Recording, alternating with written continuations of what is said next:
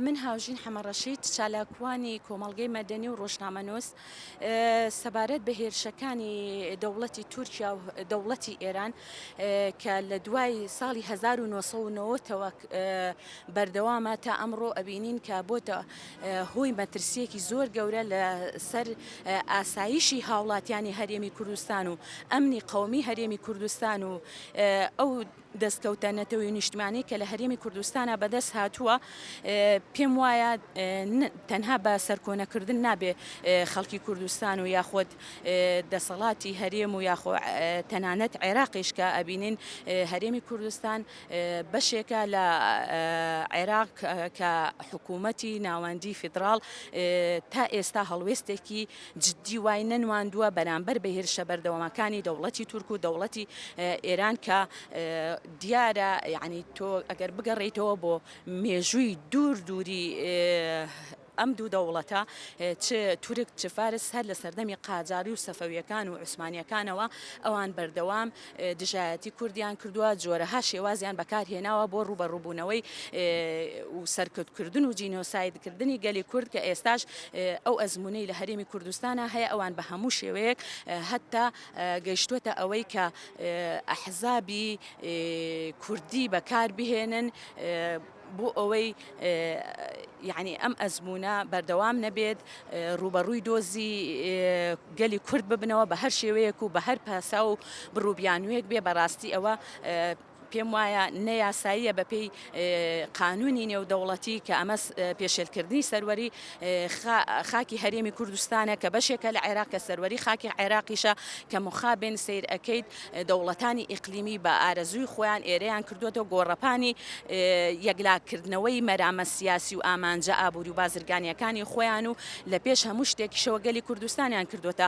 قوربانی ئەمە چونکە ئەوان بە درێژایی مێژوو نەیاری کوردن و هەر لە وڵاتانی ئەوانیش کە کورد بەسەر ئەو دوو وڵاتەیە دابەش بووە کە من پێم وایە زیاتر دەوڵەتی تورک و دەوڵەتی فارس هەر لە مێژووە هەتا ئەمڕۆکە ئەوان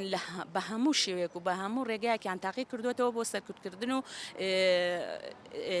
لە ناوبردننی هەر ڕاپەڕین و هەر شۆڕشێک و هەر بزودنەوەی ڕزگاری خوازی بێت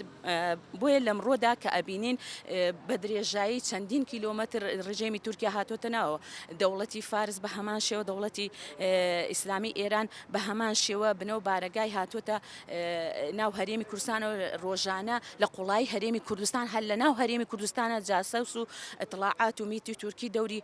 سەرەکیان هەیە لەوەی کە بە نوێترین ئامرازی تەکنەلۆژیا کە ئامرازی ئەکی جەنگی سەردەمی تەکنەلۆژیا کە درۆنە کە پێم وایە مەترسی هەیە لە داهاتوات و وا بکات کە تاکە کەس لە ماڵەکەی خۆیان دەستنیشان بکات بەڵام هیچ بڕووبیانوێک نییە بۆ ئەوی کە دەوڵەتی تورک یان دەوڵەتی ئێران ڕێ پێ بدرێت کە بێت لە ناو هەرێمی کوردستانە هاوڵاتی سیڤیلی هەرێمی کوردستان بە هەر بڕووبیانویەک بێت لە پێش هەموو شتێکا بێ ئەحزابی کوردی یەک بێت گەلی کوردستان یەک بێت دەسەڵاتی سیاسی کورد هەمووی یەک بێت لە هەر چوار پارچەکەی هەرێمی کوردستان بە تایبەتی ئەوانەی دەسەڵاتی هەرێمی کوردستانیان بەدەسا بێ ئەوانە یەک بن نەک وەکو ئەوەی کە ئەبینین هەر لە 91ەوە لە دوای جەنگی 93ەوە دوای جەنگی ناوخۆ ئەو دووبەرەی کە ئیداری سلێمانی و ئیداری هەولێرە یعنی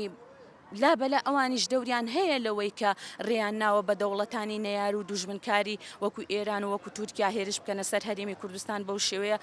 سەروەری خاکی هەرێمی کوردستان و یعنی مەترسی ئاسایشی هاوڵاتانی هەرێمی کوردستان بخەنە مەترسی ئەوانەیە بە بیانووی ئیتر ئەحزابی ڕۆژهەڵات و ئەحزابی باکوور و ڕۆژئاوا هەمومان ئەبوایە یەک بین ئەبوایە ئەگەر کورد بە دەستلێدانی دەوڵەتانی ئیقلیمی کە نەیار و دوژمنی سەرەکی خۆیەتی ئەگەر دژی یەکتر نەبێت و یەکگرتوو بێت و لە هەموو پارچەکان ئێستا ئەوان نەتوانن دەوڵەتی چ فارس چ تورک چ دەوڵەتی عێراقیشی چیان بەکار بهێنن و ئەوان یەک بن لە ناو خۆیانە بۆ نمونە بە تایبەتی ئیعلامیش دەبینیت ئیعلامی هەولێر لە هێرشێکی ئەگەر دەوڵەتی تورکیا کاتە سەر منتیقەی سلێمانیان ناوچەکانی تریژدا لە بادینان ڕۆژانە ئەبینین لە گارە و لە مەتین و لە ئامێدی و ئەوانە هاوڵاتی سیڤیل و گوندەکان ئەکرێنە ئامانج سیر ئەەکەی لە ئیعلامی هەولێرە زۆر گرنگی پێ نادرێ هەر بێ دەنگن بەڵام لە سلێمانیش بامان شێوە ئەو هێرش هێرشانەیە کرێنە سەر هەولێر بە هەر بڕووبیانوەیەک بێت تۆ ئەبێت ڕوبەڕووی بیتەوە ئەبێ دژی بوەستیتەوانێ ئەبێ کاری فعلی بکەی بۆ ڕوبەڕووبوونەوەی یعنی خەرقێکی قانونی نێودەوڵەتیە و یعنی تۆ ئەبێ بە هەموو شێوەیەک بە تایبەتی ڕاگەاندن کە پێم وایە ئەمانیش یعنی لە سلێمانیش سیرەکەیت بێ هەڵوێست ئەبیان بێدەنگ ئەبێت هەر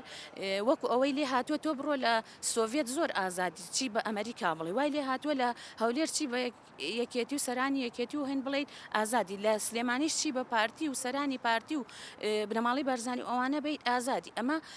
کێشەی سەرەکی و جەوهەری ئەم هێرشانەیە کە وڵاتانی دوژمنی وەکو دەوڵەتی تورکیا و دەوڵەتی ئێران ئەیکەنە سەر هەرێمی کوردستان و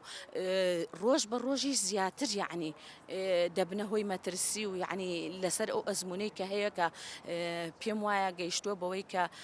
تۆ ئێستا پەرلەمانیشمان ڕەوایەتی نەماوە حکوومەتیش ئەو ڕەوایەتی نەماوە یعنی